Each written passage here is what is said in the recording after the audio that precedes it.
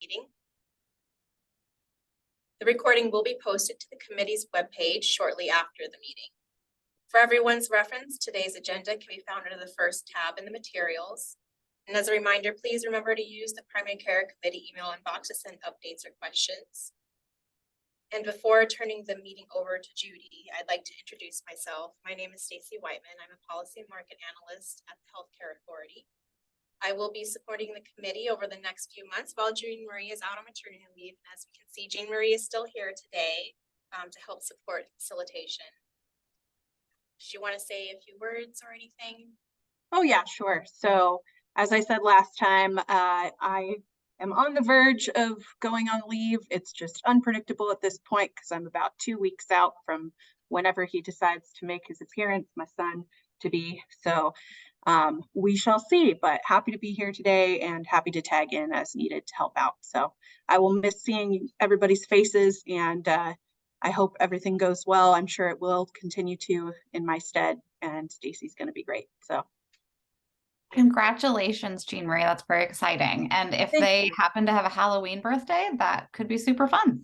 You're so funny. That's what all of my, thank you so much, Jenny. That's what all of my friends and family have been rooting for. And as it happens, Halloween is my favorite holiday. So yay. Also, as a side note, it looks like my colleague has let me know you guys should be able to turn on your videos now. So if you want to give that a try, you can. Yes, I can. So hello, everyone, and welcome committee members. It is now 2:05 p.m. and I call the October 26th meeting of the Advisory Committee on Primary Care to order. And thank you everyone for joining us today. So first, I'll start with an overview of the agenda. If you can show the next slide. And we're going to start with roll call. After roll call, we'll vote to approve the meeting summary of the September meeting. At about 2:10, we'll open the floor for public comment. Next, we have Corey King, who is the acting health insurance commissioner, who will present on Rhode Island's approaches to primary care investment. I'm super excited about this presentation. Following Corey's presentation, Shane Mofford from the Center for Evidence-Based Policy will present the findings from the code level definition data analysis for discussion and voting. And we'll close with a reminder about the Making Care Primary Initiative. I encourage committee members to ask questions and provide feedback to help facilitate our discussion. And thank you all for your time and efforts. So to start off with roll call, I'll call on members by their first name in the order that's listed on the agenda, which happens to be in alphabetical order by last name. So when I call on you, please unmute your microphone and let us know that you're here. And then please mute your microphone again. So Crystal? Here, thanks. Great. Hello, Crystal. Sharon Brown. Tony. I am here. Welcome. Michelle is not able to attend today. Tracy. Present, thank you. Great. David. Yes, I'm here. Hello, DC. Sharon Eloranta. Here. Gregory. Chandra. Meg. Present. Thanks. Cheryl. Lon. Hello. Hello. Katina also probably isn't going to make it, so I'll skip her. Mandy. I'm here. Great. Jonathan. Here. Thanks. Sarah. Linda. Here. Hello. Sean. I'm here. Great. Stacy. Hi, everyone. I'm here. Hi. Ginny. Hi, everyone. It's like, I heard you talk earlier. And Maddie. I am here. Good afternoon. Perfect. That is everyone. So I'm going to turn it back over to Stacy, who will facilitate review of the September meeting summary. you, Judy. So please join me in turning to the meeting summary and the meeting materials. The recording of the last meeting is posted on our webpage. Is there any discussion of the September meeting summary or any proposed changes? If not, would someone like to make a motion to approve the summary?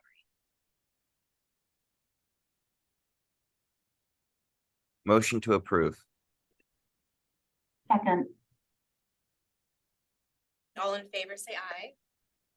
Aye. Aye.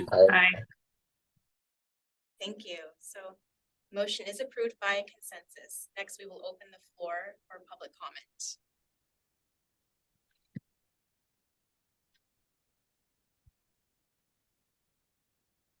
Now is the time for public comment. When you are called upon, please state your name and affiliation, if any, before speaking. Please do not raise your hand more than once. This helps to ensure that everyone has a chance to speak. You are also welcome to provide comments in writing through email at any time. Please remember that this is the time for public comments, so any Q&A sessions during the meeting are times for the committee members to ask questions. So we'll give it a few moments in case anyone has a public comment. Please raise your hand.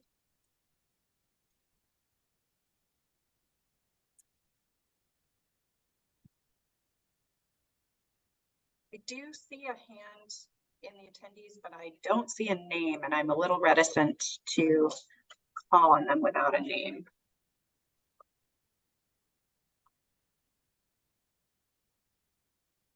Judy, do you see anyone else?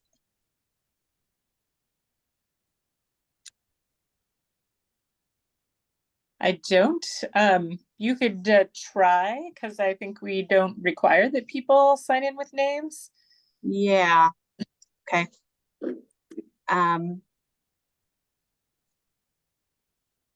We will do that.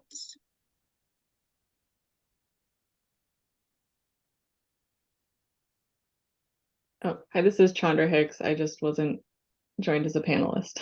Ah, Oh, okay. perfect. Great. That's a relief, Chandra. Thank you. It also helps us with attendance, so.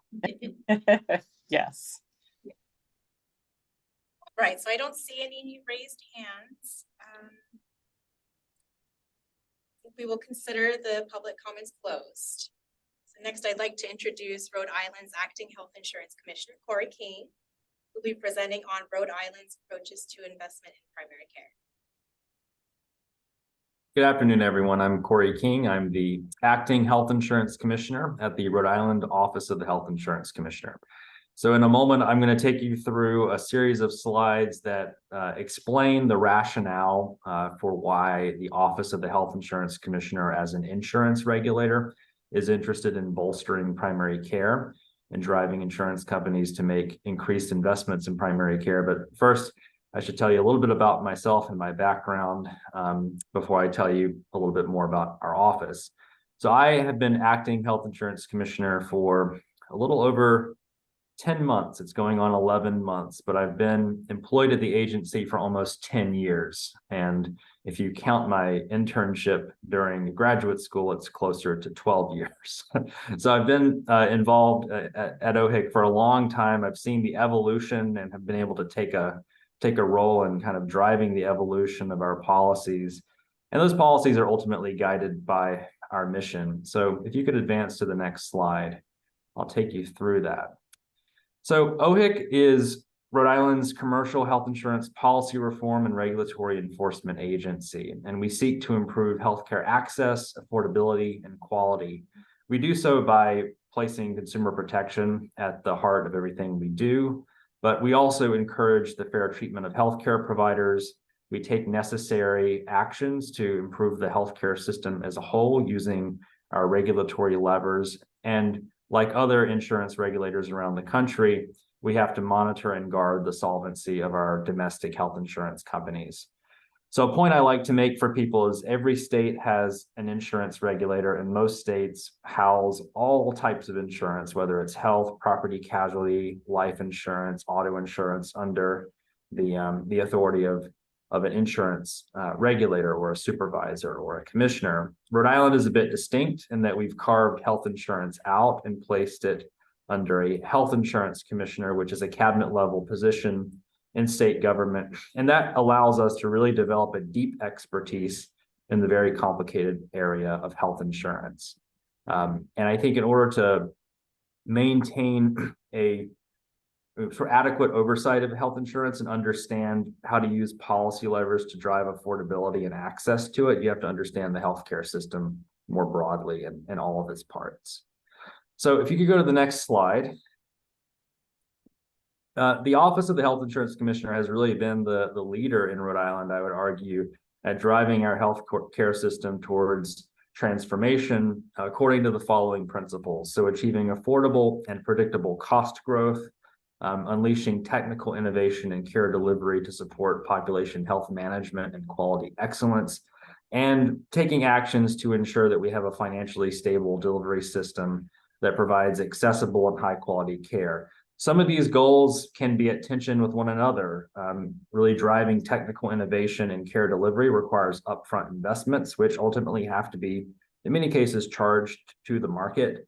Ensuring financially stable delivery systems requires payment and investment, but affordability is paramount. So we have to reach a balance between sort of the push and pull of healthcare costs. But I like to just distill some of our guiding principles into these goals for health system transformation. So if you go to the next slide. So let's get into what is within our toolkit as a health insurance regulator. You know, there are lots of state agencies within each state that have principal oversight of various provisions of law, whether it be insurance law, commercial law, or otherwise. Under our insurance statutes, one of our core functions is to conduct prior approval rate review for commercially insured health benefit plans. And so we conduct rate review in our individual market, small group market, and large group market. Not all states do large group rate review, but I promise you it can be done. And if you have any questions about how to do that, give us a call. And prior approval rate review is really essential because the alternative is what's called file and use. And that's not even right. That's not regulatory oversight. That's just tell us the rates you're going to charge and go charge them. So we do a really deep critical analysis of the underlying factors that support the insurance company's request for premium during the rating period. So really driving an understanding of how has healthcare utilization changed over time? How is it projected to change? What's going on in terms of reimbursement rates and unit prices, administrative charges, margin requests? It's all part of the picture. And OHIC has the authority under these laws to approve, modify, or reject rate filings. And the standards that we use under statute are as follows. The rate filing set forth has to be consistent with the proper conduct of the insurer's business, meaning that it has to be actuarially sound, not discriminatory, and it has to support the financial health of the company. But there's another criterion that's stated in law, and that is it has to be consistent with the public interest. The law does not explicitly define what is the public interest. So that's where we use some of our ability to interpret law to come up with the following rubric, and that is the public has an interest in affordable health insurance because health insurance facilitates access to care. It supports families against bearing potentially catastrophic losses should they have a medical condition or an acute care event. And in order to support affordable health insurance, you have to understand what ultimately drives premium. So if you could go to the next slide. So people oftentimes have said to me, and I heard this at a legislative hearing, I've heard it from others, I don't care what healthcare costs are, I just care about my premium. But there's a functional relationship between the two. And you can see that here when we look at our fully insured market as a whole. You know, in 2021, 82 cents of every premium dollar was paid as medical expense or pharmacy claims on average. It varies by insurer, it varies by market, but you could think of it 82 cents on the dollar is paid to providers.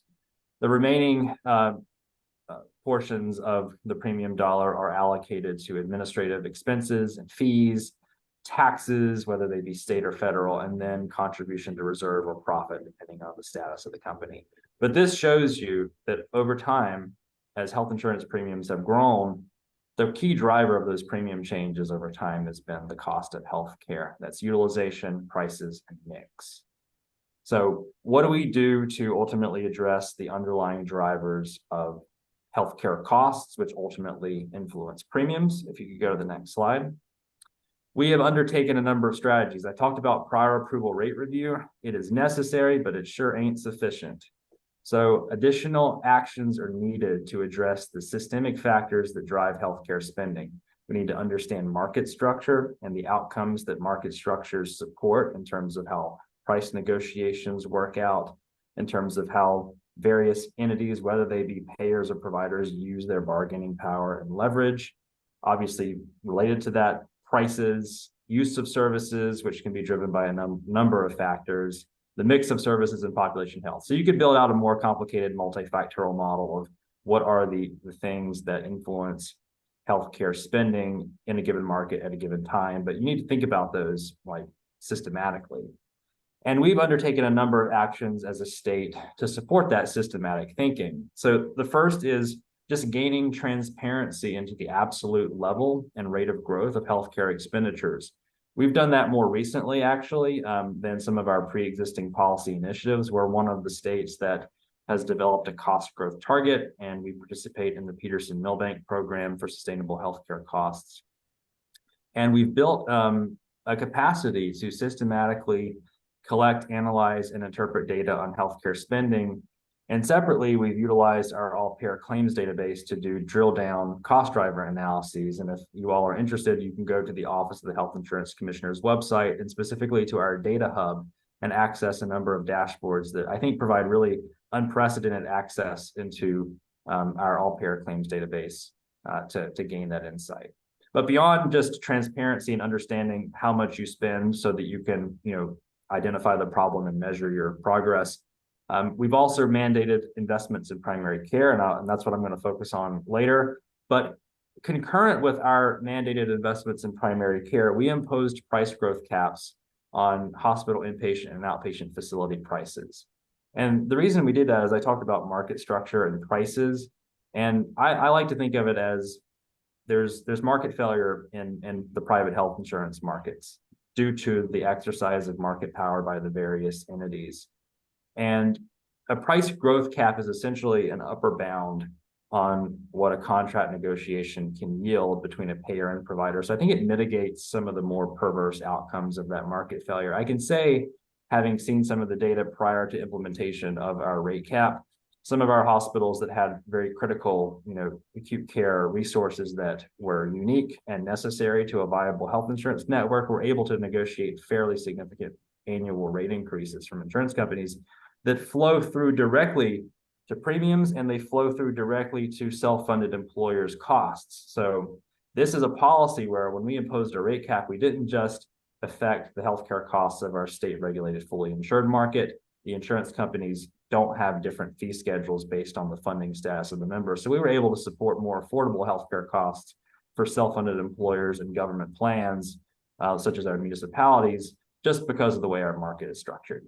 And finally, we've mandated the use of value-based payment models that reward efficiency and right care at the right place at the right time, such as total cost of care payment models based on patient attribution. To the right is a slide or an excerpt from a health affairs article that analyzed Rhode Island's healthcare spending relative to a control group and over the time. And since the implementation of the affordability standards in 2010, where, in the 2-3 years after that, you had more hospital contracts coming online to meet the price growth cap and the primary care investment, we bent the cost curve relative to control. So that's from a health affairs paper. Happy to take a question as I see someone has their hand raised. Oh, this is Tracy. I just wanted to know if others were experiencing choppy audio. Maybe it's just my system. Okay, that's just mine. Thank you. I could also try to lean in a little bit more if you're having trouble hearing. If you could just go to the next slide. So I laid out a menu of strategies that OHIC has taken. That's not all the strategies. We've got more I could talk about, but I really want to focus on primary care because that's what I was asked to do. And we really begin with the proposition that if you don't have a strong primary care infrastructure or foundation, you're not going to have a strong healthcare system. Primary care supports population health. It supports the management of patients with chronic conditions. Primary care also provides acute care in many instances, and it helps reduce more, costly avoidable or more costly acute care downstream. And, there's research to demonstrate this. You can read Barbara Starfield's famous paper from several years ago, as well as subsequent research to really support that value proposition. And it's not just a technocratic, cost-based value proposition. I think there's a strong moral proposition since, seeing a primary care provider could save your life. Having access to primary care is morally important, even if it doesn't produce immediate cost savings for the system. So if you go to the next slide, please. We started out, OHIC was, I should just say, we were created by statute in 2004. So next year is our 20th birthday. And very shortly thereafter, we began, working out this new concept of how do we use the levers of regulation in a really innovative way to drive affordability. And, the role of government is largely to solve for collective action failures. And the insufficient investment in primary care, I would argue, is a collective action failure where, an individual insurance company alone probably can't put forth enough capital to support the types of transformations in primary care that you need unless they have really dominant market share. So we wanted to develop a set of consistent expectations for insurers around how much do you spend on primary care, how much you should spend on primary care over time. And that involves specifying baseline spending and then ultimate goals. So I will say, I'll be the first to say, and I think I get a bit of a mulligan for this because Rhode Island was kind of at the cutting edge. There have been a lot of innovations in how we measure primary care spending, since there's been a lot of state activity in recent years around that. And I think we've also learned a lot of lessons. If you look at this somewhat tilted picture here, because I had literally had to snip this from a 13-year-old document, and I couldn't quite get it even. We just conducted a convenient sample of what we thought were high-performing healthcare systems that spent more on primary care. Government policymaking isn't always perfect, and it isn't always based on the best data. It might be based on a really good theory. So we looked at what other systems spent. You can see here, we classified them in a number of ways, but this was not like a really in-depth research project where we came up with strong analytic benchmarks. But we took this information and said, well, Rhode Island was around 5% of total healthcare spending dedicated to primary care. And what should be our ultimate target? And we concluded that we should try to double our investment in primary care as a percent of total medical spending based on some of these benchmarks that we had reviewed. So if you could go to the next slide, please. So first we did this through the mechanism of rate approval conditions. We told the insurance companies, we will approve your health insurance premiums for the next year if you increase your investment in primary care. And if you don't, we will pull your plans from the market. Subsequently, we incorporated the primary care investment requirements into our regulations, and they were called at that point the affordability standards, and there are other components of the affordability standards. But beginning in 2010, we directed insurance companies to increase their percentage of total medical spending dedicated to primary care by 1 percentage point per year over a 5-year period, such that it would result in basically a doubling of primary care's share of total medical spending. Okay, and I can talk a little bit more about what total medical spending is and how we define that denominator. The baseline period was 2008. And the target that we developed was based on that fully insured market experience, because we don't have the authority to direct self-funded employers to increase their health expenditures, but we do in the fully insured market. So you can think of this as coming up with a definition of primary care and total medical spending, using that definition to drive insurance companies to make more payments to primary care. But I'll speak to this in a little while. I think there are improvements we can make now in getting a much clearer, more granular specification of what primary care spending is. But it worked pretty well for its purpose, which was ultimately a policy purpose. And the expenditures that we counted were payments to Rhode Island providers, regardless of where the member resided. And that really just closely aligned with the fact that state-based insurance policies that are regulated in Rhode Island have people who live in Massachusetts or Connecticut enrolled because people cross the border for work. But again, there are different ways of measuring primary care and setting your target. But if you go to the next slide, please. We needed to account for primary care expenditures. So first we had the insurers report to us on a quarterly basis based on a template that we created, and insurers would receive target credit. So credit for meeting their 1 percentage point increase each year based on an analysis of what was their aggregate spending on fee-for-service claims billed by primary care providers. How much did they spend through non-fee-for-service based mechanisms? And that was a real emphasis of this policy.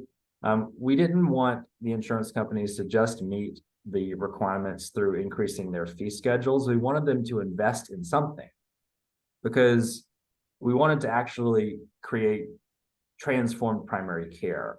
And the fee-for-service or the non-fee-for-service expenditures rather took the form of care management, per member per month payments, and infrastructure payments to support the creation of patient-centered medical homes, which were all the rage circa 2010. And also crediting any pay-for-performance distributions, shared savings distributions, and then later we added integrated behavioral health to the mix. We used the primary care target construct, a policy construct that drives increased investment in primary care to get the insurers to fund some other things that are supportive of primary care, but don't necessarily represent dollars going into the pockets of primary care practices.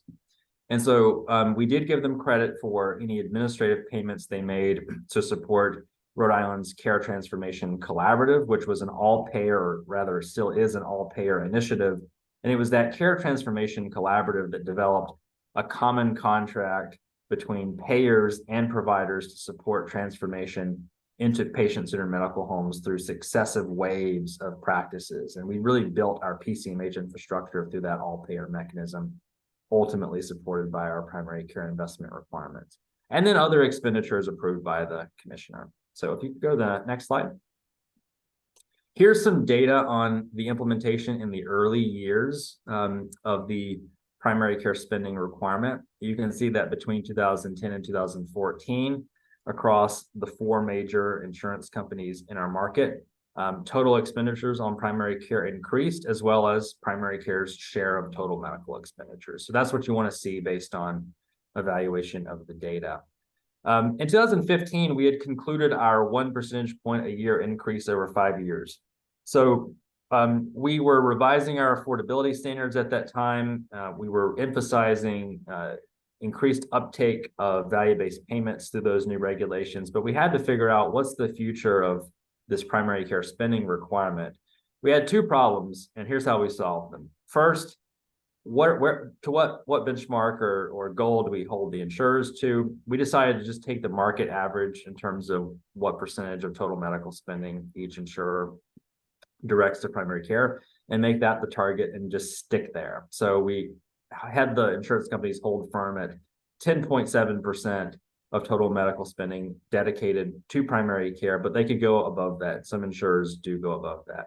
The other issue is that we had practices that were concluding their common contract PCMH transformation through that all-payer initiative, and we're facing a fiscal cliff or a collective action failure. What happens when they're done with their term and the common contract expires? How do we ensure that health insurance companies continue to support that transformation of the practice, in particular the care management component of that? So we adopted regulations where we required insurance companies to continue funding practices that OHIC designated as patient-centered medical homes. So since 2015 or 2016 rather, we've been basically collecting information on local practices and designating them as patient-centered medical homes, and then giving that list to the insurers and saying, these are the guys you have to pay. So if you go to the next slide, please.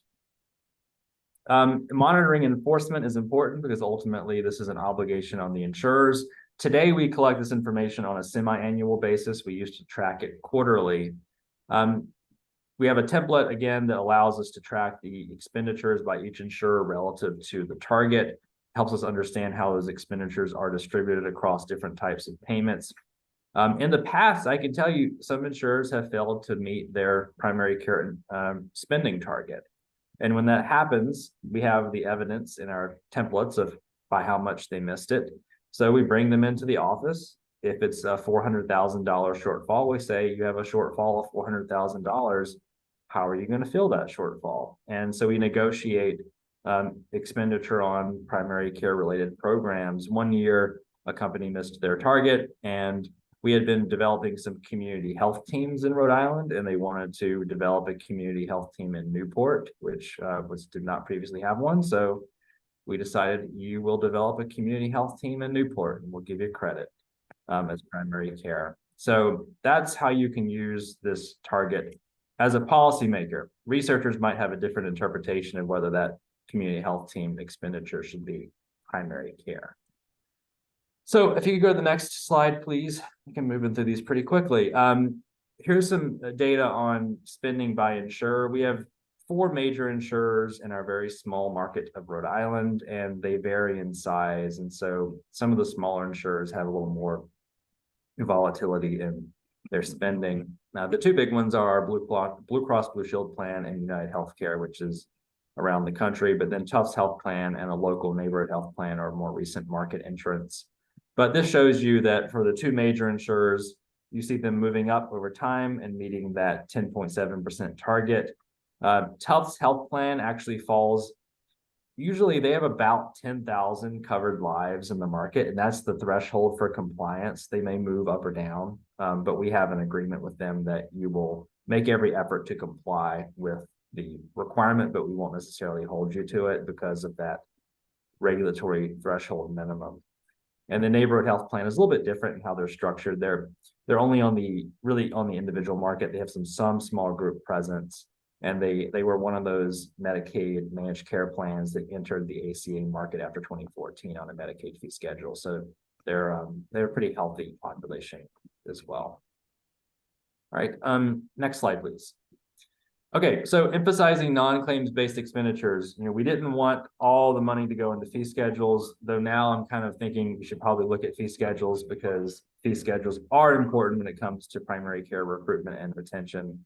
Lesson learned there, but we did dedicate increased investment in the development of infrastructure like PCMH. And when you're trying to evaluate what's the impact of increasing primary care spending on some outcome variables of interests like healthcare spending per capita or ED visits or avoidable hospitalization, I don't know that there's much research out there that gives you the golden coefficient of what happens when you have a 1 percentage point increase in primary care spending as a percent of total on those outcome variables. But what you can do is kind of look at where the money's going and what programs and structures you're building and do program evaluation on those. So there was some evidence that our PCMHs have saved some money, particularly in the Medicare Advantage space, which is a positive spillover, I suppose, for the federal government and its cost burden. We also, as I said, we convened that all-payer medical home initiative. There were some fee schedule enrichments, like practices that transformed into PCMHs got a richer fee schedule or got some more favorable plan design to steer patients towards them. And then in the more recent years, we've emphasized increased investment in alternative payment models. I've really been driving primary care capitation since 2017 because my theory was we put so much effort into building the transformation or the transformed infrastructure of PCMH. Now let's couple that with a real alternative payment model.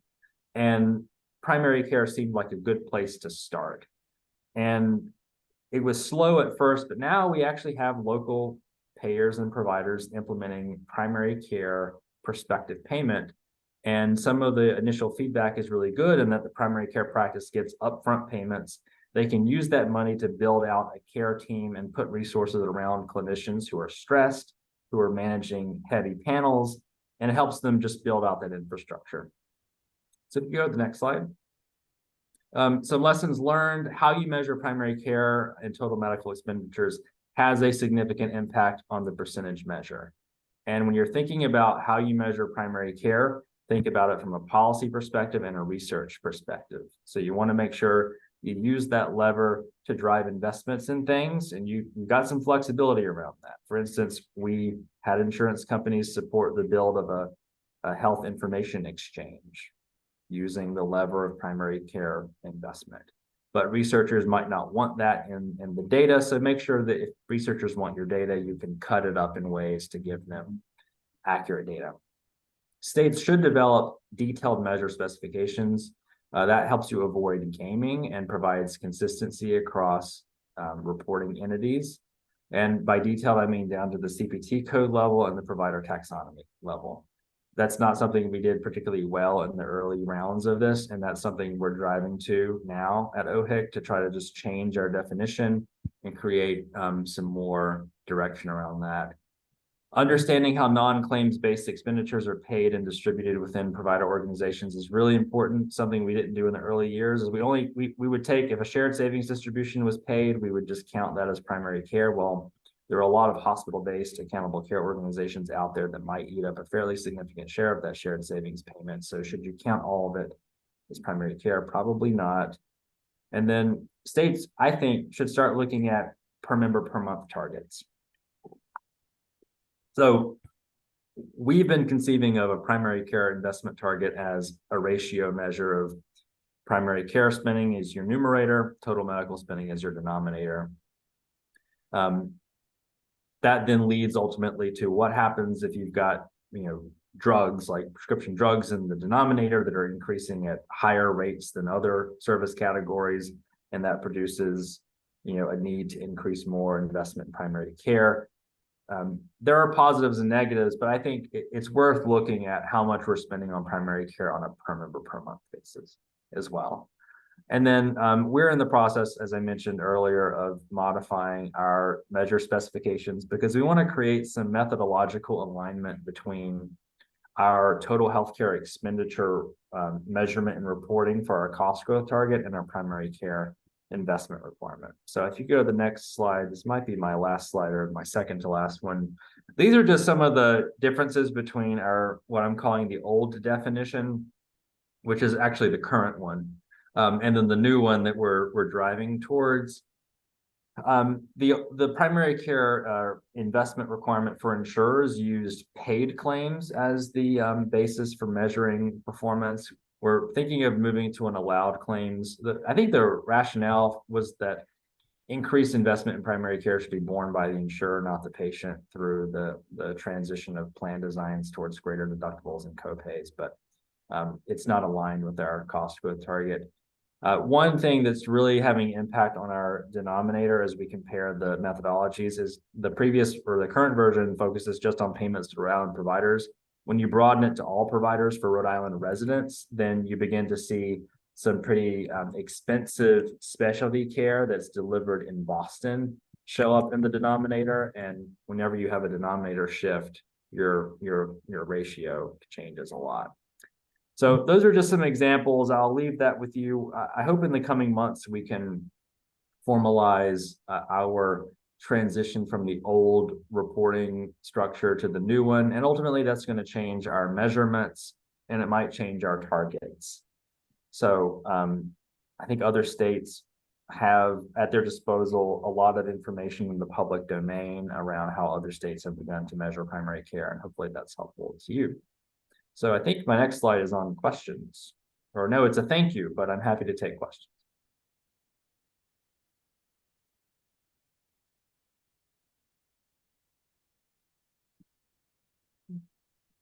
See, Linda has her hand up.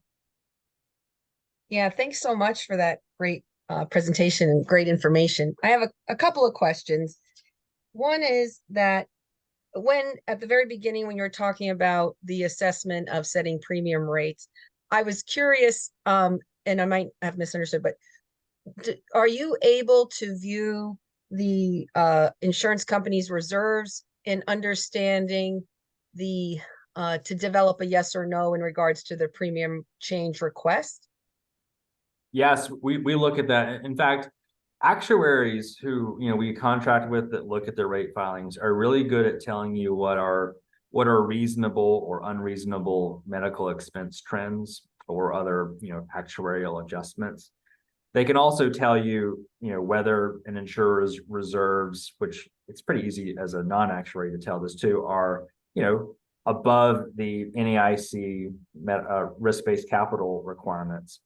But they're not good at giving you, I should say, an opinion on whether that should be incorporated into your rate review. So we tend to leave it up to the actuaries to recommend changes in medical expense trend requirements, and we leave it up to ourselves to determine whether an insurer's sort of not only their reserve position, but their underwriting performance on that line of business is such that we should or should not adjust their requested profit margins. So like this year in the small group market, I eliminated all the profit margin requests. So everyone who requested anything above 0 got a 0% profit margin or contribution to reserve margin in their filing, in large part because I felt the health plan reserves were adequate and it would support affordability in the market.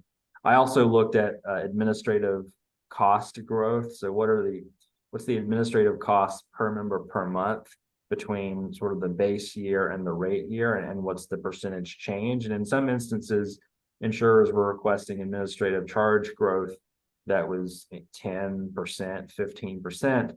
So I said, nope, you get inflation. So I capped the growth of administrative charges in inflation. But rate review gives you the insight to all of that.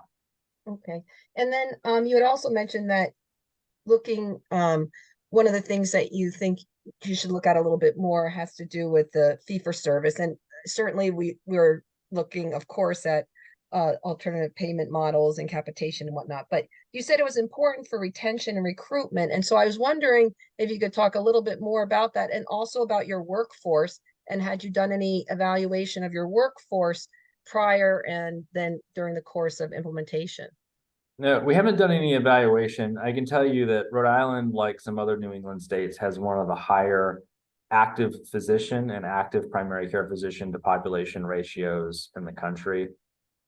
But we do compete for labor, with our neighbors in Massachusetts and Connecticut. And there are some deep pocketed health systems in those states, particularly in Massachusetts around Boston. So I'm concerned about, I think everyone is concerned about whether as a nation we're creating enough physicians, and in particular, whether we're creating enough primary care physicians, and what role advanced practitioners are going to play in the future. But I think just for the sake of making ourselves marginally more competitive, recognizing that Rhode Island has a lower cost of living than Massachusetts, we have a lower per capita income as well. Making ourselves marginally more competitive in recruiting or retaining providers who could simply cross the border and make some differential in rate, have some higher rate or salary. So I don't have like a clear answer on where this is going to end up, but I do want to do some analysis of how competitive our fee schedule for primary care services is relative to our neighbors.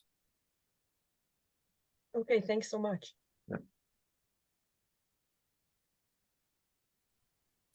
Corey, I have a question for you. Thanks for this great presentation. Did you say that OHIC had the authority to implement the 1 percentage point per year increase and the fee schedule increased caps, or is that something that happened legislatively and then OHIC implemented it? So OHIC statute, our enabling statute, which defines OHIC as well as our rate review statutes, doesn't use the word affordability anywhere. What it does is it says direct insurers towards policies and practices that address efficiency, quality, and access. And then I referenced that rate review statute that said rates need to be in the public interest. And from that, we have defined a set of regulatory requirements for insurers to meet as the tests of you're taking action to meet the public interest requirement. And among those tests are you meeting primary care investment requirements? Are you contracting with your hospitals and keeping your price increases in line with our price inflation cap. So it was the development of a set of regulatory requirements on the basis of an interpretation of statute. Got it. That's helpful. Did you get any challenges to that interpretation? No judicial challenges. All right. Lots of verbal challenges that did not rise to the judiciary. Yeah. Okay. Great. Thank you. Yeah. And we've had instances where we've had little, there have been lawsuits filed on certain things, but they either didn't prevail or they were withdrawn. Okay. Yeah. And no one has challenged the primary care investment requirement. Because number one, I think we have the authority to do it. And politically speaking, are you going to challenge increasing investment to primary care? I mean, come on.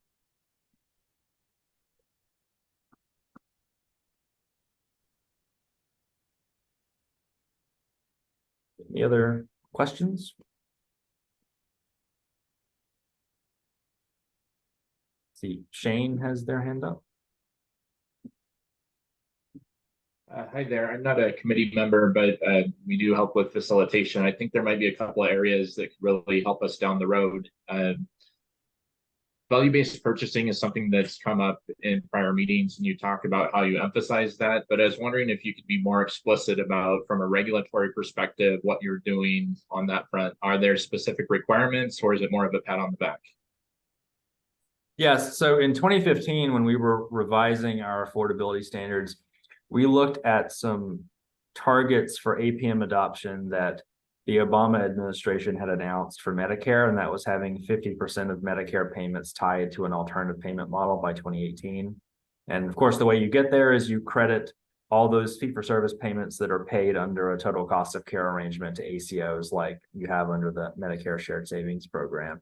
So we created regulatory targets for insurers that ramped up over time, starting around 20% and then going up to 50%, to ultimately have 50% of your medical service payments under an alternative payment model, recognizing that these APMs largely run on a fee-for-service chassis. So any claims that are associated with attributed patients, which are also subject to the budget target within a total cost of care model, get counted as a APM payment. I think that's generally how people do that type of assessment. And then beneath that, we evolved it. So later we created some requirements for risk-based contracts. So you can't just live in the upside only world, you've got to move to a downside world. And within that, creating some requirements around minimum parameters for the risk sharing rate or the risk exposure cap or the minimum loss rate, because ultimately in a two-sided risk model, the strength of the incentive to avoid losses depends on kind of the probabilistic loss or the maximum loss. And you could have some downside risk contracts that just don't have material risk. And then more recently, emphasizing the transition away from fee-for-service towards prospective payment. And that's where we got to primary care capitation. And now we're looking at other things, like we're looking at hospital global budgets. We're looking at CMMI as a head model as a potential catalyst for that.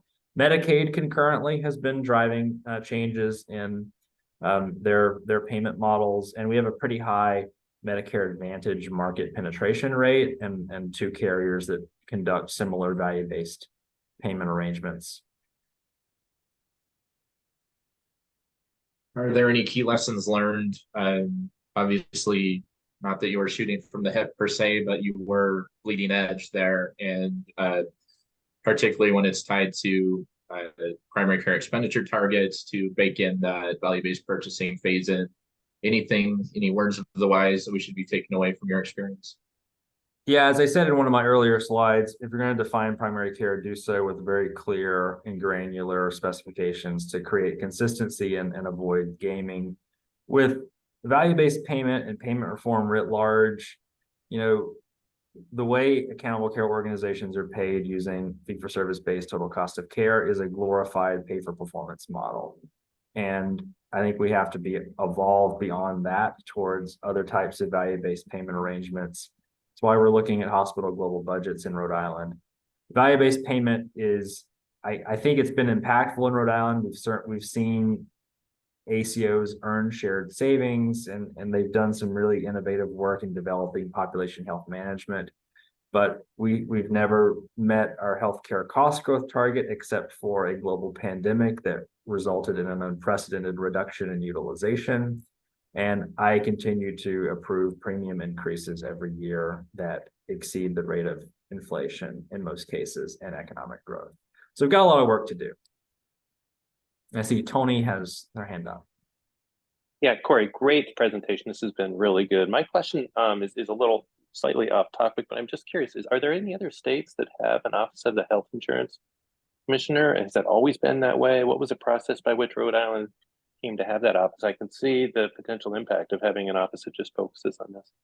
Yeah, I don't think any other state has an office of the health insurance commissioner. Vermont has this unique regulatory structure with the Green Mountain Care Board, and I like to say they regulate everything. But you know, we're a small state agency. We have 11 FTEs. We don't just do health insurance review. We review all the plan designs. And more recently, and this is something I'm really proud of. Last year, the General Assembly said someone has to evaluate the adequacy of our Medicaid rates, particularly for behavioral health, home and community-based services, children's services. And they tasked our agency, the commercial health insurance regulator, with doing a provider rate review where we got to make recommendations to Medicaid and human service agencies around updating their fee schedules. And we did that. We submitted our report September 1st. And in some cases, we recommended like certain home care rates go up 50%, 74%. The total fiscal impact is being estimated around $160 million a year. And we did that as the Office of the Health Insurance Commissioner. So our mission has changed a lot over time. And I think we've been referred to as the nerdy state agency, or kind of think tanky. And I really like, those appellations that we get.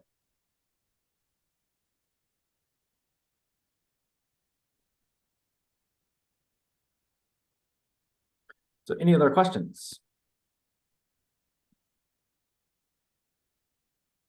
Shane again? Last one, I promise. So we try and ask all of the presenters this really, but in addition to some of the explicit policies you identified, such as growth caps, or are there any other policies that you felt were really key to the success of carriers being able to hit the targets that were implemented by the state? This is kind of in the same vein as when Linda was asking about workforce investment. Was there anything that you felt the state needed to do for the carriers to be successful in addition to the policies you already mentioned?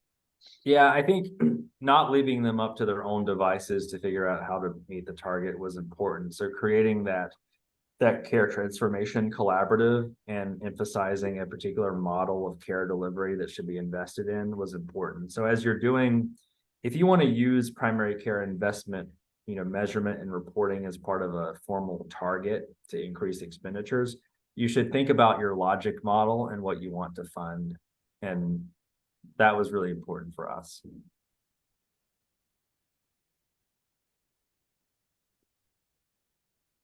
Thank you, Corey, for your excellent presentation. We appreciate you taking time out of your schedule to discuss Rhode Island's approaches to primary care with us today.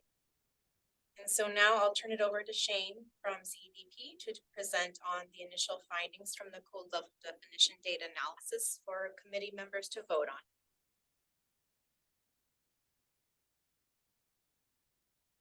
All right, thanks very much. Let me switch over from note-taking mode here to presenting. One second.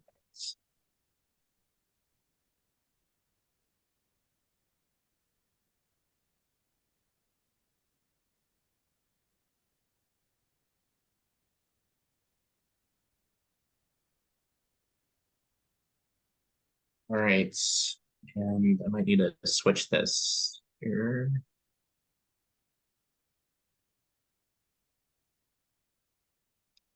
Can you see the presenter mode or the audience mode? We can see Shane. Oh no, that's much less exciting. No content yet. There we go. Okay.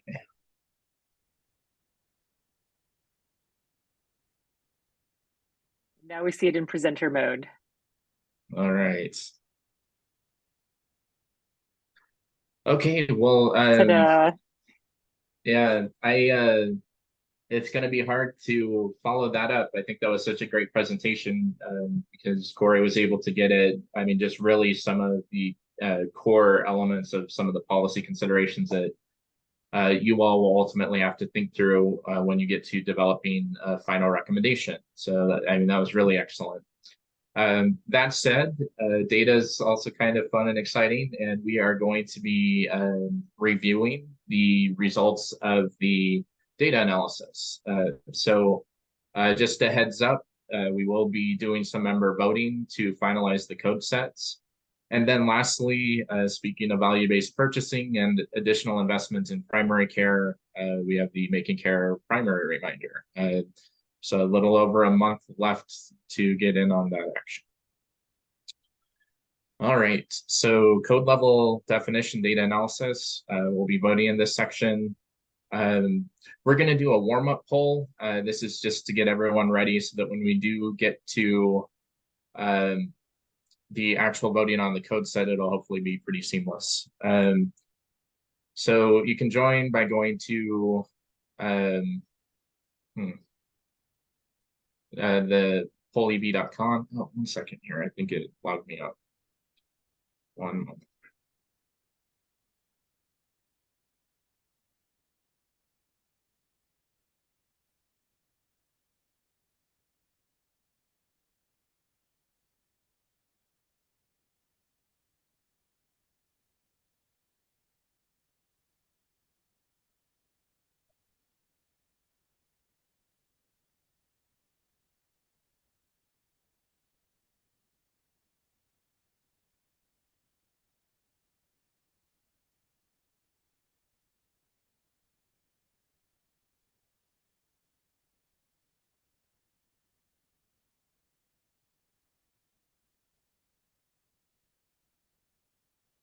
Right here.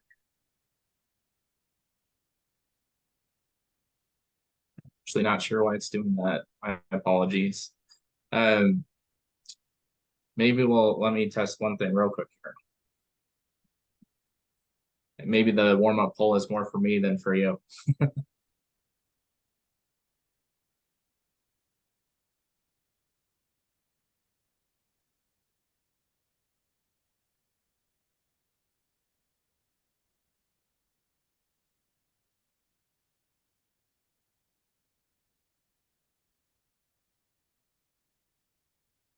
I'm gonna skip ahead very briefly here. 1 second.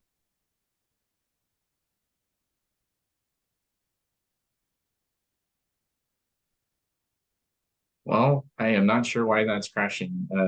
So what we'll do is we may have to modify how we're going to vote. That's not a problem. So let's go back up to the top and dive in on the content.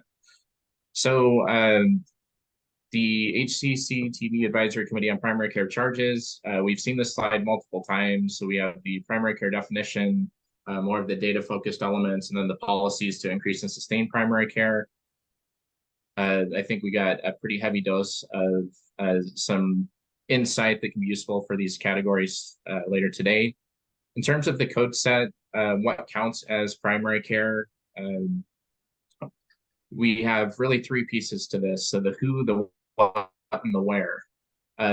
When we took a look at the data results, we really were focused in on the what and the where. As you may remember, when we were discussing the actual voting or discussing the initial code set, there were a lot of questions where many of you had indicated that a little insight from the data in terms of, well, how much money is actually going to this code, or how often is it being billed by who we've deemed a primary care provider in that who section, how that would go a long way to being able to finalize your opinion on whether or not a code should be included. And so we tackled that. HCA conducted an analysis. It was based off of 3 years of data from the all-payer claims database. They really focused on 2 scenarios. So the first scenario is, did you all include a code in the original primary care definition? However, when we look at the data, we see that it's actually being provided predominantly by other providers. And so maybe you might not want to include that in your definition.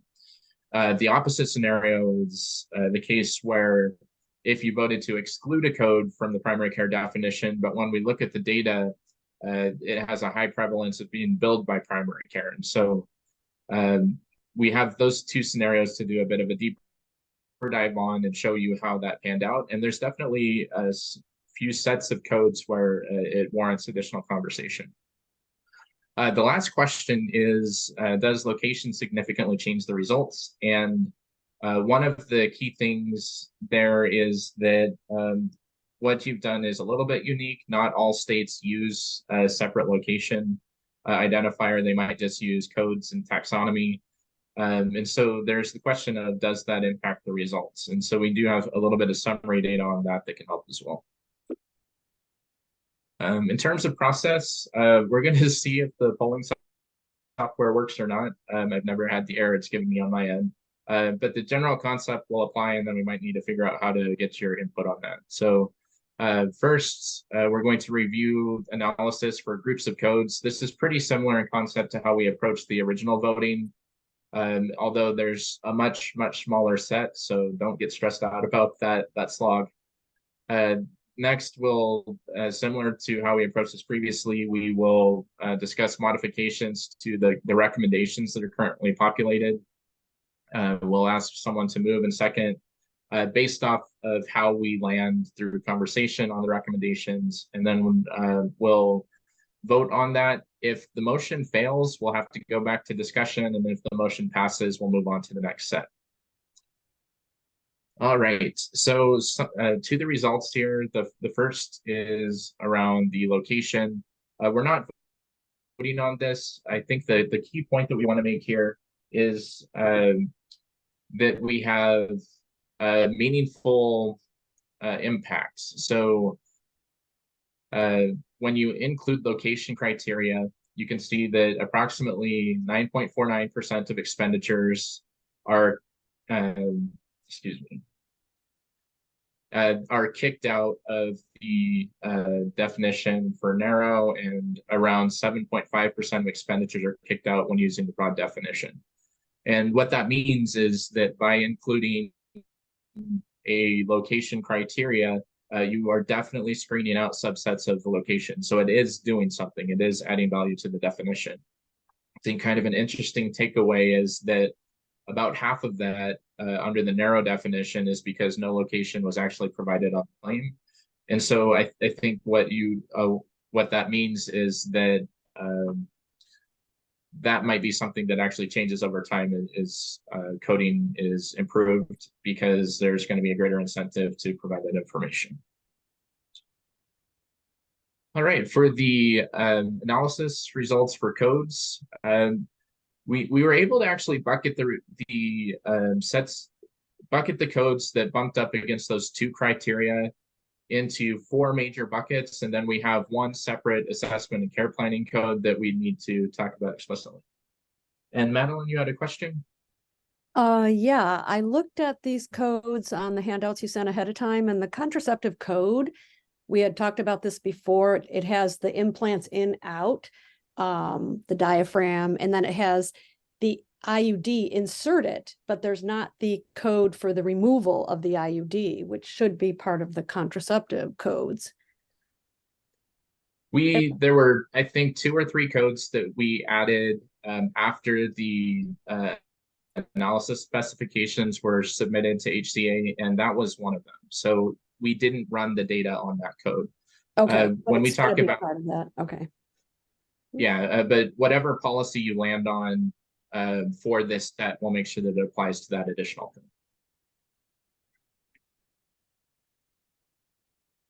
code. We're off to the races here already. So the first major category is contraceptive codes. We up the second major category, domiciliary or rest home care codes.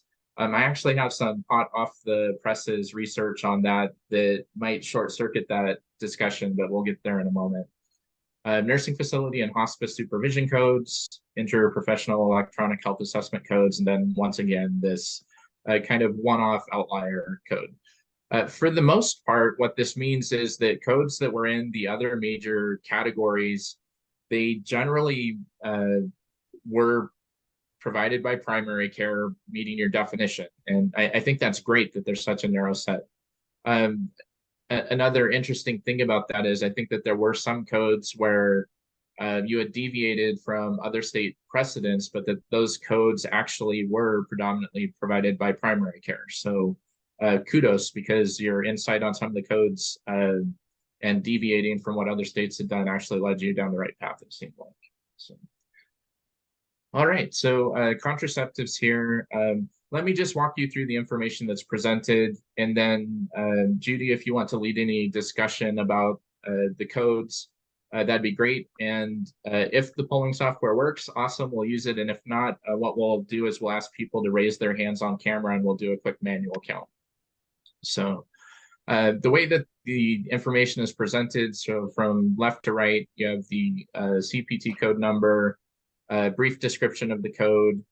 We've included your prior vote on this. You can see, for example, for all of the contraceptive codes that you voted to include them. Here, this is new information. So the total expenditure statewide using 3 years of data from the APCD. This was particularly useful. I think we learned that there are some codes that just generally aren't being used, or they're not being billed on a fee-for-service basis. Which, if nothing else, was interesting in some cases. We've also resurfaced some information regarding the prevalence. Oh, excuse me, I almost skipped one. So the percent meeting the narrow definition. The way that you interpret this is that of the total spend of 3 years in the APCD, this is the percent of the expenditures that meet the narrow definition. So you can see, for example, 57170, pretty low percent of the billing actually went to, or was by primary care providers that met your definition for location and for taxonomy. However, this code just really isn't used that often. Thinking about statewide, which is multiple billions of dollars, and over 3 years to only have what is that, $30,000 it's really nothing. So these are really two very useful pieces of new information. We also have resurfaced the prevalence in other state definitions. And then based off of where you were previously, the prior conversation, the percent meeting the narrow definition and the total spend, we have just a starting place recommendation for your consideration, which is in the last column. All right, any thoughts or reactions to this particular code set? And David? Yeah, thanks, Shane. Just in thinking about including or excluding for context, I think it would help me if, did the analysis come up with what percent primary care represents of the total using our broad and narrow definitions? It did not. I am going to scroll up, so sorry to make folks dizzy. I can show you that it did come up with the total expenditure using the broad and narrow. So you can see the $4.8 billion for narrow and 5.3 approximately billion dollars for broad. Again, this is over 3 years. Kind of there's some key missing things to this. We didn't pull down all of the expenditures that would be included. And this is missing all of the non-claims based expenditures too. So this is just not a perfectly comparable set to be able to tell you what the new statistic is yet. Okay.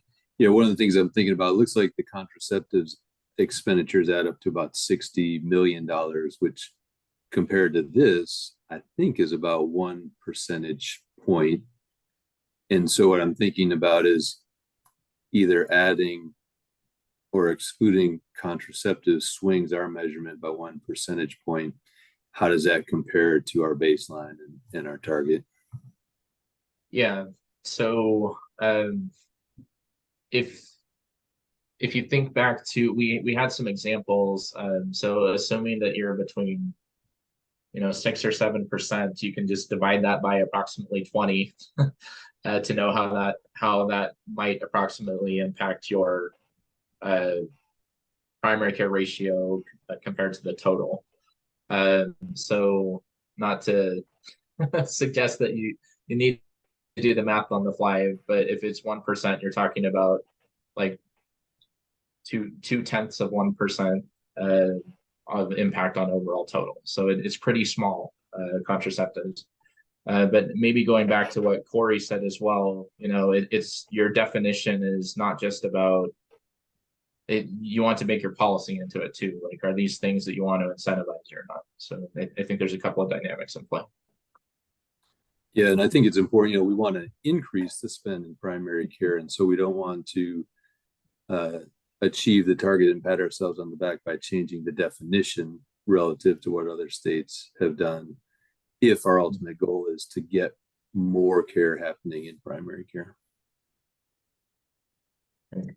Yeah, no, this I think, David, is a tough one that we talked about for a while internally, because if you look at the narrow definition, you know, less than 50%, well, 60%, I guess, of these contraceptive codes are being done by non-primary care folks, at least if you stick with a narrow definition. And, you know, the conversation about OBs and whether they're primary care or not, and we have had before. So I do, yeah, I was slightly swayed away from including this by those percentages and the prevalence in other state definitions. And I think what swayed me to include it is that these are really important services we want to encourage. And so, so yes, but this is something that I think we should definitely talk about if people have opinions one way or another. I'll say this is one of the hardest ones we'll have to talk about today. Given that we've discussed it before, wanted to give folks a chance to see what you think.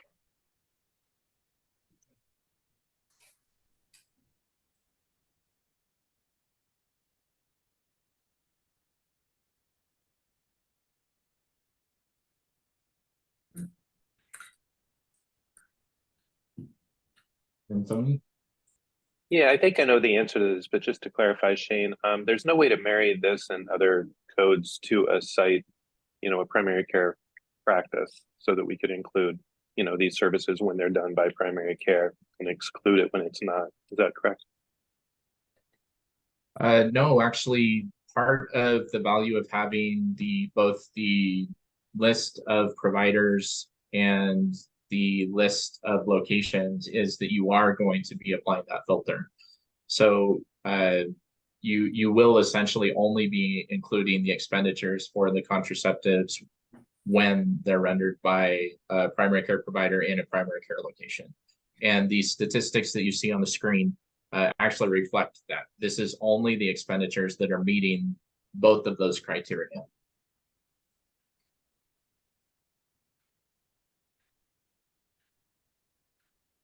Sharon? Yeah, my comment is that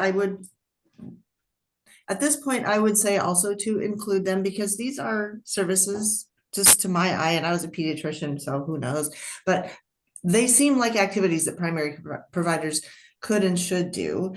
And that if, you know, primary providers don't do them, then they're going to be done in some specialist office or maybe in hospital outpatient department where it's going to cost more. I don't know. I think we should encourage primary care providers to do these services if that could happen.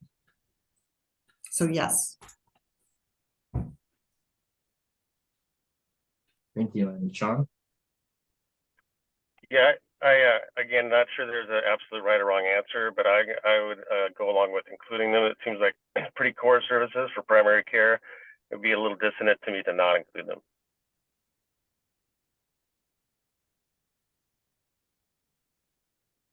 Okay, so far it sounds like we have general support for the standing recommendation here, which is to include. That is also consistent with your prior vote. Again, the reason we brought it back is because it was bumping up against that that criteria that we identified, which is it's frequently not provided by primary care, and also the prevalence in other state definitions is not particularly high. However, what we're hearing is, the policy rationale is consistent with what you discussed previously, so maybe it's fine to just go ahead and continue to include it. Linda?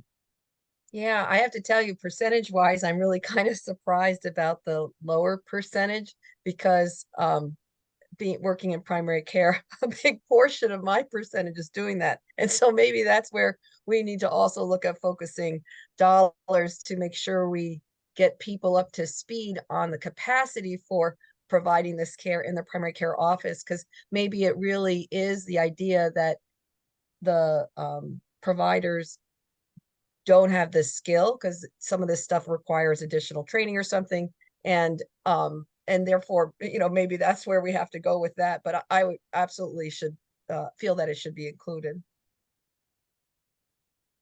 Thank you very much. Any other thoughts or comments?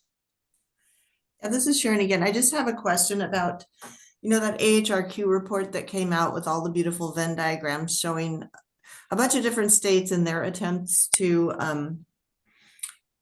do exactly what we are doing, which is to define what's within primary care and efforts to increase primary care spend. And I don't know how important it is to us to agree or not agree with other states. It looked, when I was looking at those Venn diagrams, and I hope you all saw that presentation as well, but it looked like we had reasonable coverage, but there were places where all the states were different and it looked kind of crazy.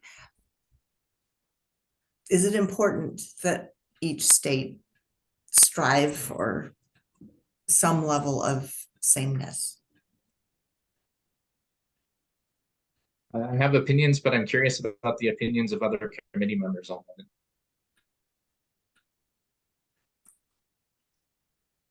Sean? I'd say no.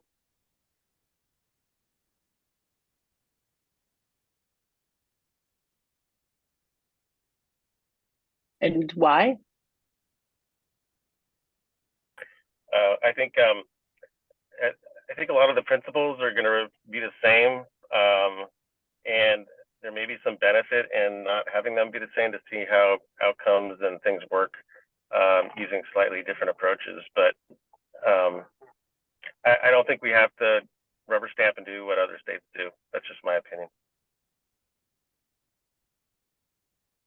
I think the one tricky part is that your target has been set for you, and now you're kind of working your way backwards through how are we defining it. And to the extent that you were to modify the definition significantly away from where other states are at, there is the risk that you make your target not meaningful anymore. But I don't think we know for certain whether or not that's the case. I think looking at the OFM analysis, it was actually quite on par with where other states were at. I think almost identically to what we just saw from Rhode Island, actually, which is great because the targets align with them. So I think particularly this is going to be relevant when we start talking about the difference between broad and narrow, because I think at least my perception, and I think some others on staff, that your narrow definition is most closely aligned with other states. And because your target is already set, it might make sense to try and adhere more closely to the narrow definition. But I think that obviously needs some more conversation with you all before we go down that path as any sort of formal recommendation. David, other thoughts, or did you have a different question?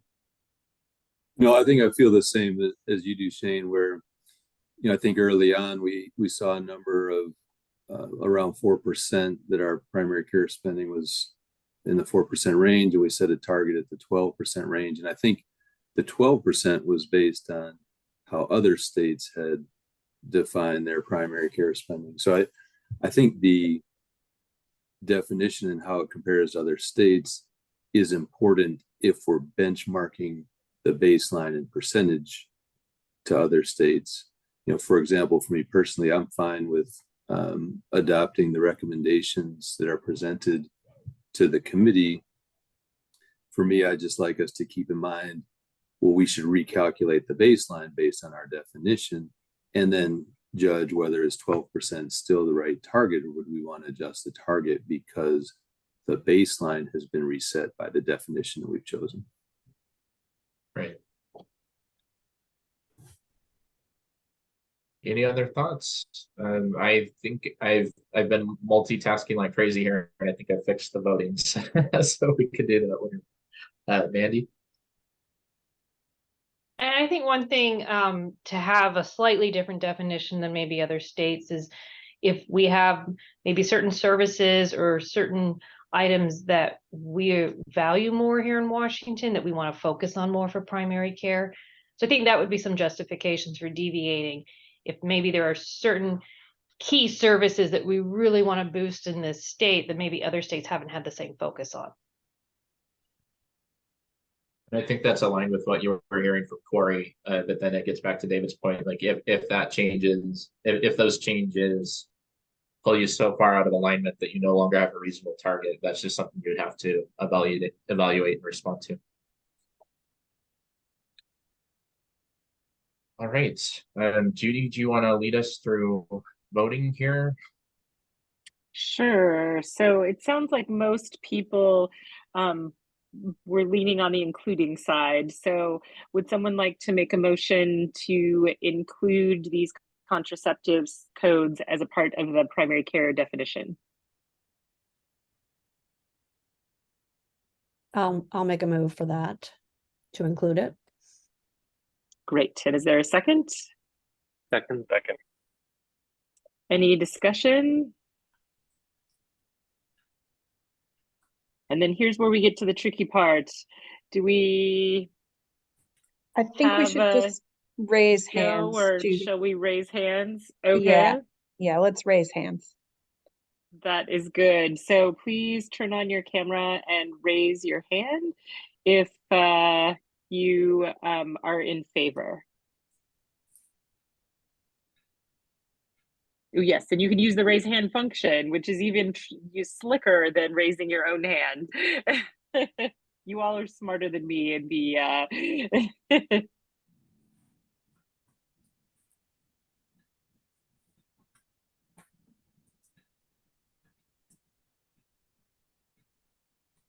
So Stacy or Jean Marie, let me know once you've counted everyone. I want to say I'm seeing 13, but I would love to have someone double check that for 14, me. 14 Do you see now. 14? Yep, so Great. it looks like that is proved. We have enough. That's, yeah. Okay, and anyone opposed, raise your hand, and everyone else take your hands down if you've already voted.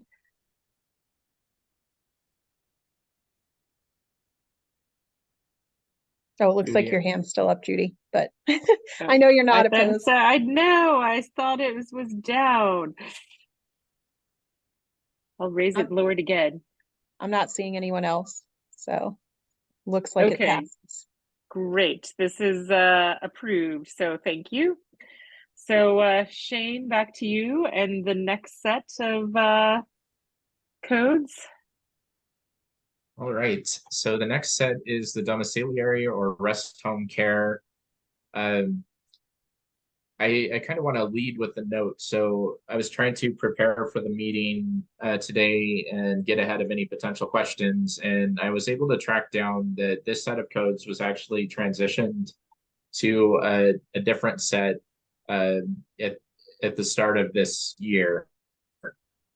So essentially you have this set of codes.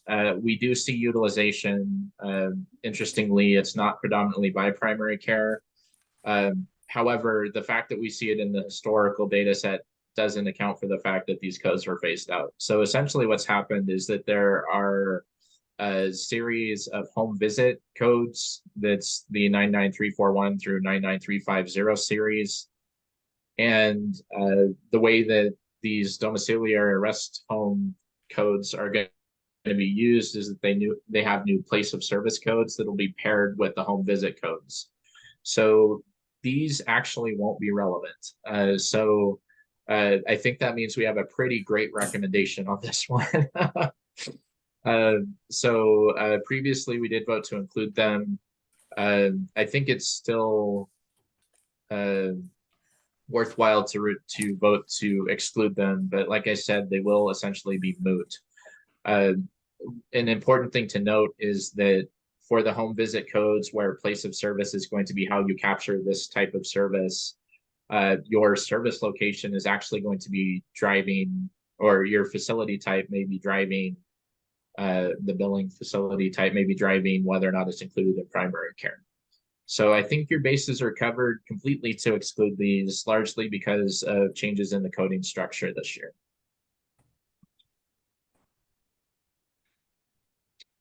Great. Is there any discussion? I'm not seeing them. Did you change it? I still see the What's that? contraceptive slide.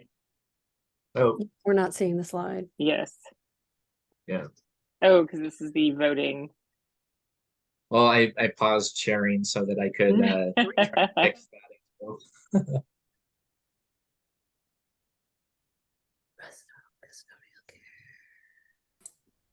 Shane, I need to step away. Just want to generally say I support the recommendations for the rest of the slides, if that matters to anyone.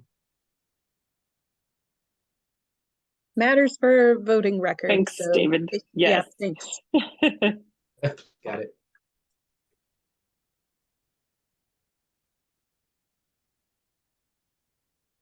This is Sean West. I move to exclude these codes. Great. So that's a motion to exclude the codes from the domiciliary or rest home codes from the primary care definition. Is there a second? Second, this is Meg. Great. All in favor, raise your hand.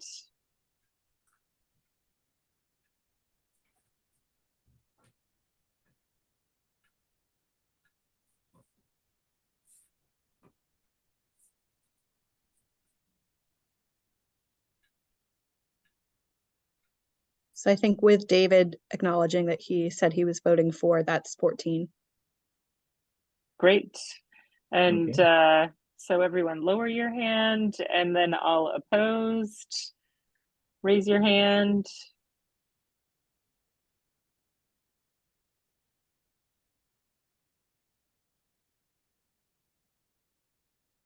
Okay, then excluding these codes has been approved by consensus. Next, Shane.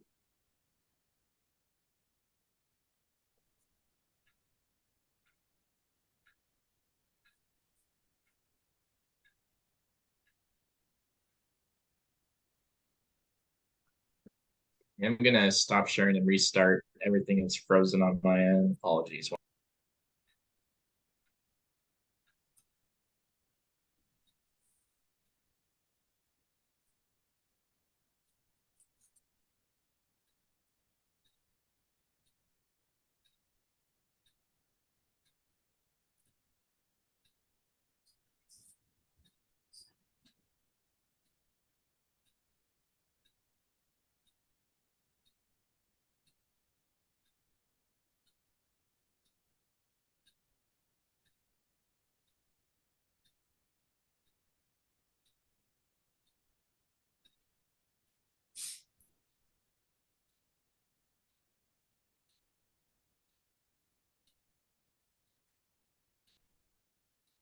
There we are.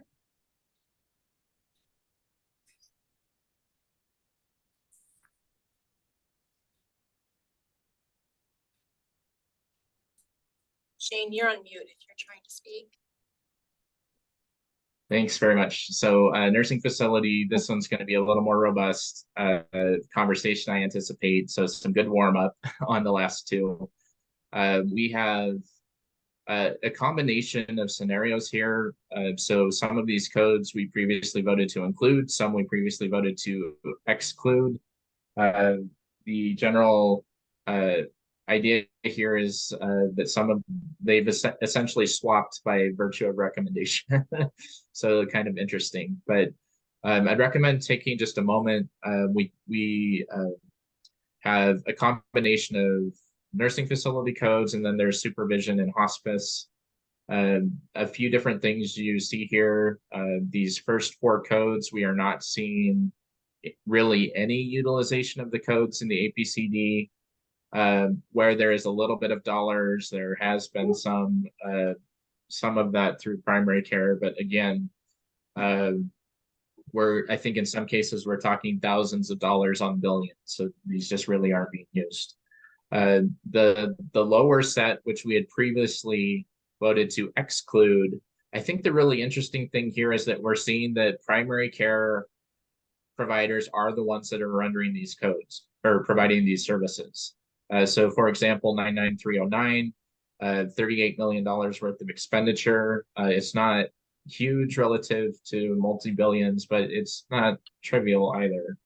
And we see that 74% of primary care, 74% of the dollars can be directly attributed to primary care providers that meet the who and the where definition that you voted on. So essentially, because these first 4 codes, we don't really have utilization of them, and they weren't prevalent in other states, so kind of using that general principle of trying to be, unless there's a compelling policy rationale to deviate, not deviating, we're recommending to exclude. And then for the bottom set, because we're seeing that primary care providers are the ones that are rendering these codes, at least the majority of the time, we have a preliminary recommendation to include them. And so with that, I'd ask if there's any discussion or comments or reaction.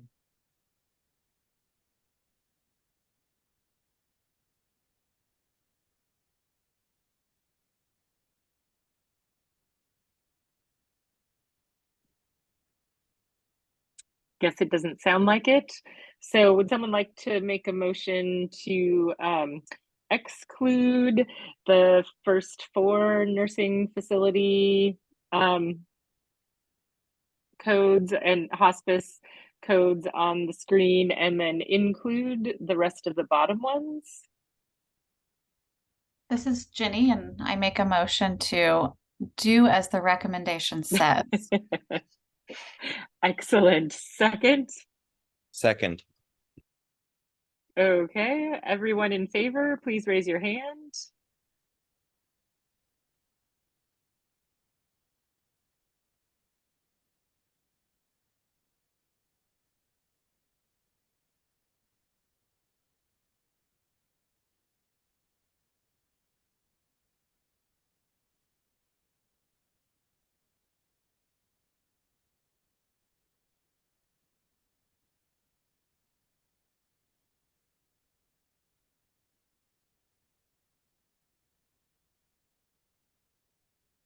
So it looks like we have 12. Okay. Plus David.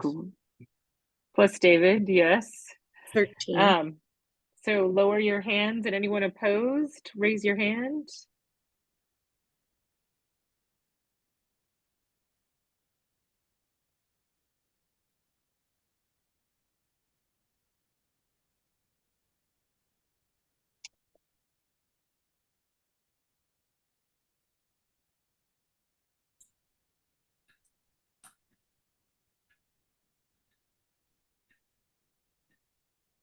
Sorry, everyone. I think I missed the voting and I would agree to exclude those. And I also have to leave here in just a few minutes. Sorry.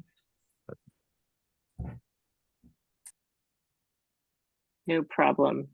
Next code set, Shane?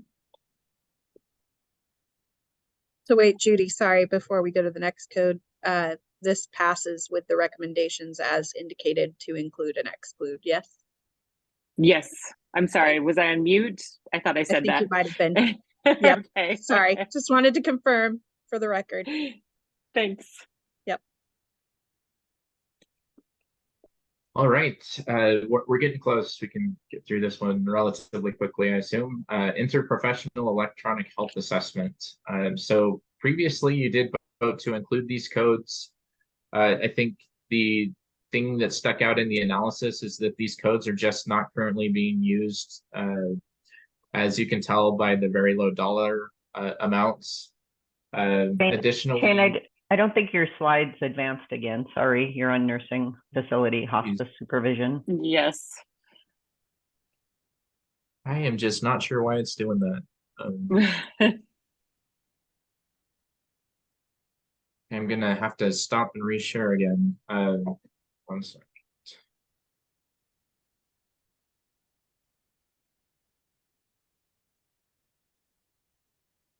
I think I've switched between too many platforms today, and now it's giving me some grief. Okay, once again, then sure that's. Yep, it looks like it's there, yeah. Yes. Okay, perfect. All right, Zoom is not my friend today, apparently. So we just have 4 codes in this set. As I was saying, we really have just nominal utilization here. And additionally, we see that with what little utilization there is, it is predominantly not primary care. And then lastly, these codes aren't super well aligned with other state definitions. So you kind of have the trifecta on these codes, which is why we brought them back. We weren't sure really why these codes aren't being used. We weren't sure if committee members might have some insight to that they wanted to discuss before voting. But ultimately, our recommendation is to exclude based off of the statistics we found.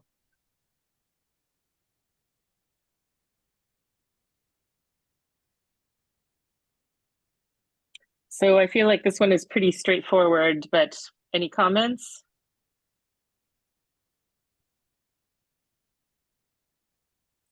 Would someone like to make a motion to exclude the interprofessional electronic health assessment codes as a part of the primary care set, or exclude them from the primary care set? Motion to exclude. Is there a second? Second. Great. All in favor, please raise your hand.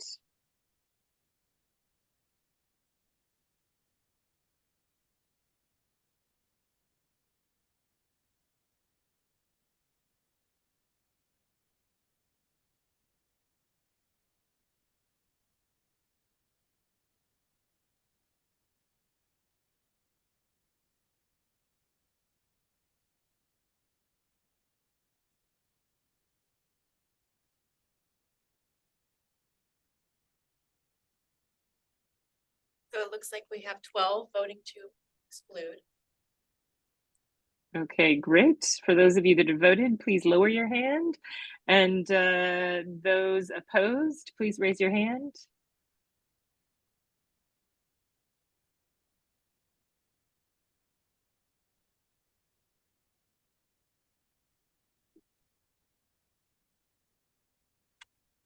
Okay.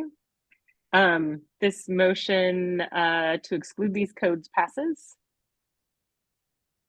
Great. One last one here.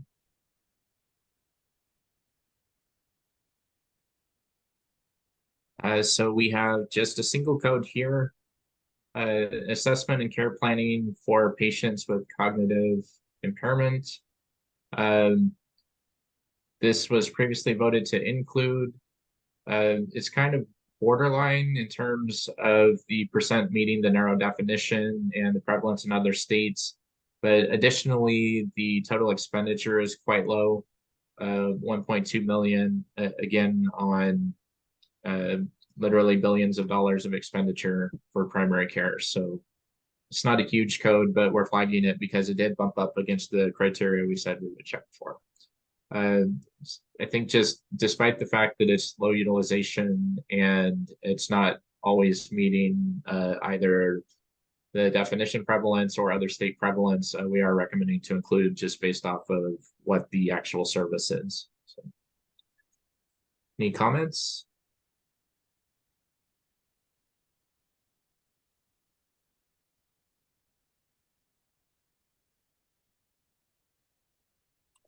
Okay. Then would someone like to make a motion to include the assessment and care planning for patients with cognitive impairment code to add to the primary care definition? Motion to include. And is there a second? Second.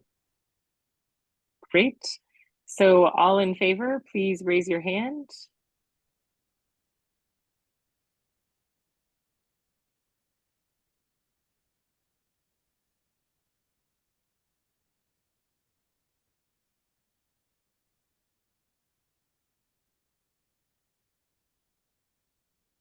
I see 12. If you add David, 13 plus David would be 14.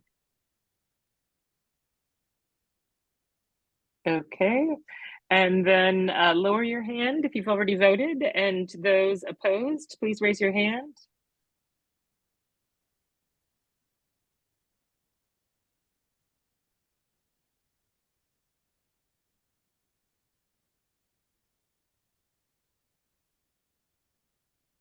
Okay, the motion passes. Great. Well, congratulations, committee members. You now have a claims-based code definite or a claims-based definition for primary care. So you have the who, the where, and the what. In our next meeting, we're going to talk more with HCA staff presenting about the non-claims-based expenditure component. So the other half of this equation, but this was quite a haul in terms of all of the voting and discussion and the data analysis. So you've done your due diligence, and well done. I think this is such a big piece of the work you've been charged to do. So congratulations. The last thing we have up here is, again, just a reminder. So making care primary.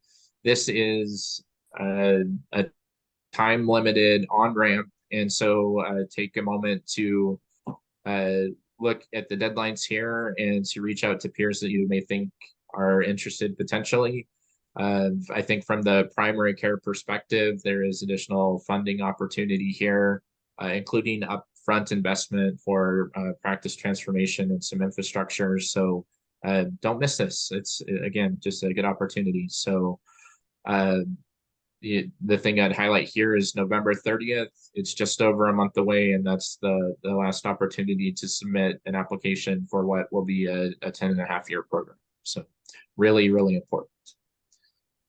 With that, I would kick it back to our facilitators, and thank you very much. Excellent. Thanks, Shane. I'll also say that we are posting, we had a webinar at noon today. I don't know if any of you joined, but we will be posting that recording on our website shortly, so you can find out more information about that. And thank you all for your participation in today's discussion and voting. I wasn't sure we'd get through it all, so I'm excited we did. The recording and summary of this meeting will be posted shortly on our website, and our next committee meeting is November 28th. Take note, that's a Tuesday instead of a Thursday at 2 p.m. And I look forward to seeing you all then. Thanks. Thanks, Judy. Thanks.